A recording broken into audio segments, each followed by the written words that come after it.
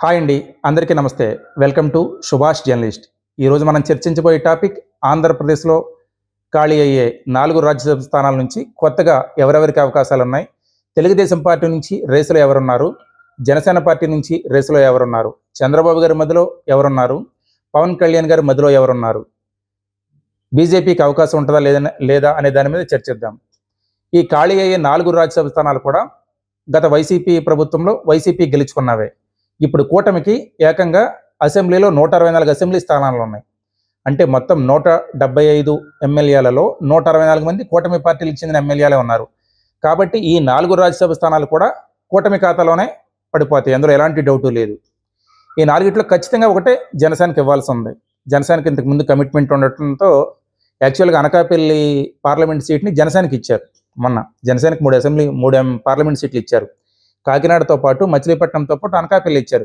కానీ ఎప్పుడైతే బీజేపీ కూడా కూటమిలో వచ్చి చేరిందో పవన్ కళ్యాణ్ గారు ఒక అడుగు వెనక్కి వేసి తమకు కేటాయించినటువంటి అనకాపల్లి సీట్ని, అంటే నాగబాబు గారు అనకాపల్లి నుంచి పార్లమెంట్కి పోటీ చేయడానికి సిద్ధమయ్యారు జనసేన తరఫున. తమకు కేటాయించినటువంటి అనకాపల్లి సీట్ని బీజేపీ కోటాలో సీఎం రమేష్ గారికి త్యాగం చేశారు పవన్ కళ్యాణ్ గారు. ఈ క్రమంలోనే ఒక రాజ్యసభ సీట్ ఇస్తామని చెప్పి హామీ ఇచ్చారు. సో ఇప్పుడు కూటమి ప్రభుత్వం ఏర్పడి 20 నెలలైంది. ఈ నేపథ్యంలో జరుగుతున్న రాజ్యసభ ఎన్నికల్లో ఖచ్చితంగా జనసేనకి ఒక రాజ్యసభ సీట్ ఇవ్వనున్నారు. జనసేన నుంచి ఎవరు రాజ్యసభకు ఎంపికైనా ఓ అరుదైన రికార్డుగా నిలిచిపోనుంది. అంటే జనసేన ఖాతాలో ఇది తొలి రాజ్యసభ సీట్ అవుతుంది. జనసేనకి ఇప్పుడు ఆంధ్రప్రదేశ్ అసెంబ్లీలో ఎమ్మెల్యేలు ఉన్నారు, మంత్రులు ఉన్నారు, లోక్సభలో 2 ఎంపీలు ఉన్నారు. అలాగే జనసేనకి రాజ్యసభలో కూడా ప్రాతినిధ్యం దక్కబోతుంది. ఇది ఆ పార్టీ చరిత్రలో ఒక అరుదైన మైలురాయిగా నిలిచిపోనుంది. జనసేన నుంచి ప్రధానంగా పారిశ్రామికవేత్త లింగమనేని రమేష్ గారి పేరు వినిపిస్తుంది. పవన్ కళ్యాణ్ గారు ప్రతిపక్షంలో ఉన్నప్పుడు, కష్టాల్లో ఉన్నప్పుడు ఆర్థికంగా చాలా సాయం చేశారని చెప్పి ప్రముఖంగా లింగమనేని రమేష్ గారి పేరే వినిపించింది. ఒకవేళ లింగమనేని రమేష్ గారికి కాకుంటే ఎవ్వరు ఊహించిన ఒక పేరు జనసేన నుంచి ఆ రోజు పవన్ కళ్యాణ్ గారు ప్రకటిస్తారని చెప్పి కూడా జనసేన వర్గాల్లో ప్రచారం జరుగుతుంది. అది ఎవరనేది ప్రస్తుతానికైతే సస్పెన్స్ 2-3 పేర్లు ఉన్నాయి. ఎక్కువ ఛాన్సులు అయితే లింగమనేని రమేష్ గారికి ఉన్నాయి. ఒకవేళ ఏదైనా అద్భుతం జరిగితే ఎవరు ఊహించిన పేరే తెర మీదకి వస్తుంది. ఇక తెలుగుదేశం పార్టీ నుంచి ప్రధానంగా సానా సతీష్ గారు వర్సెస్ కిలార్ రాజేష్ గారు, వీళ్ళిద్దరి మధ్య ఒక రాజ్యసభ స్థానం కోసం దోబూచులాట జరుగుతోంది. సానా సతీష్ గారు ప్రజెంటు ఎంపీ, కాకపోతే ఆయన ఉప ఎన్నికల్లో ఎంపీగా గెలవడంతో 20 నెలల్లో మాత్రమే ఆయన ఎంపీగా కొనసాగారు. మరోసారి ఆయనకు అవకాశం ఇవ్వాలి అని లోకేష్ గారు, చంద్రబాబు గారు భావిస్తే ఖచ్చితంగా సానా సతీష్ గారికి టిక్ కొడతారు. లేదు, కిలార్ రాజేష్ గారి పేరు ఎందుకు పరిశీలనలోకి వస్తుందంటే 2017లో లోకేష్ గారు ఎమ్మెల్సీ అయ్యి మంత్రి అయినప్పటి నుంచి కూడా కష్టాల్లో కానీ నష్టాల్లో కానీ లోకేష్ గారు ప్రతిపక్షంలో ఉన్నప్పుడు కానీ ఇవ్వగడంలో కానీ కిలార్ రాజేష్ గారు చాలా కీలక పాత్ర పోషించారు. అంటే నారా లోకేష్ గారికి ఒక కుడి భుజంలా పనిచేశారు.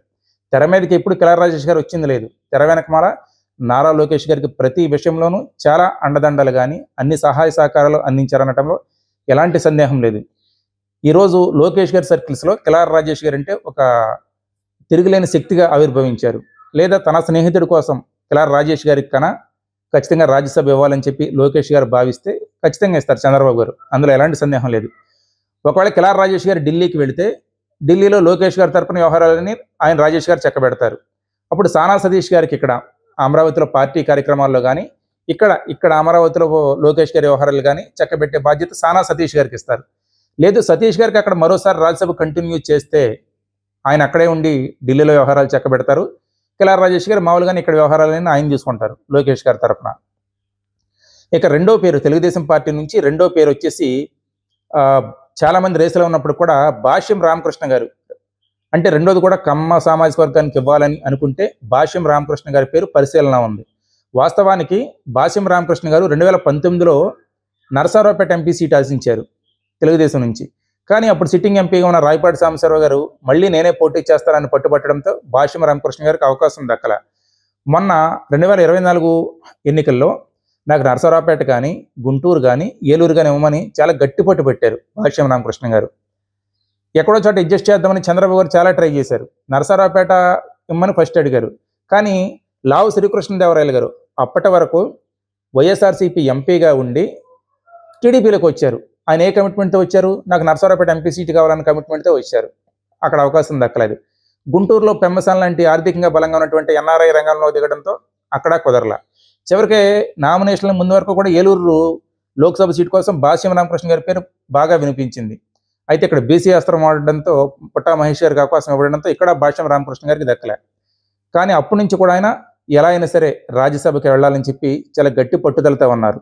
ఒకవేళ బాసిం రామకృష్ణ గారికి రెండోది అంటే కిలార్ రాజేష్ గారికి ఇచ్చినా కూడా రెండో సీటు కూడా కమ్మ సామాజిక వర్గానికి ఇవ్వాలనుకుంటే ఖచ్చితంగా బాసిం రామకృష్ణ గారికి పేరు ఫైనల్ అవుద్ది, డౌట్ లేదు.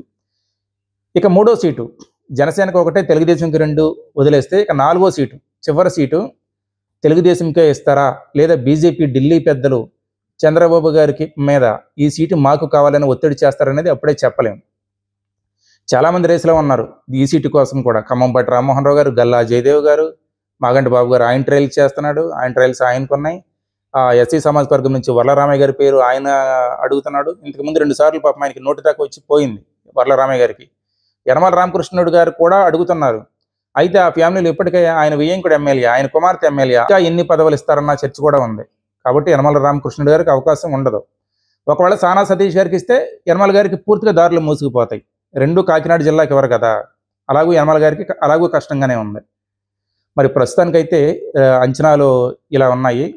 మరి రేపు నోటిఫికేషన్ వచ్చిన తర్వాత ఎవరి పేర్లు ఫైనల్ అవుతాయి ఏంటనేది చూడాల్సి ఉంది. నా వీడియో మీకు నచ్చినట్లయితే ప్రతి ఒక్కరూ లైక్ చేసి మీ అభిప్రాయాన్ని కామెంట్ రూపంలో తెలియచేయండి. నా ఛానల్ సబ్స్క్రైబ్ చేసుకోండి. Thank you.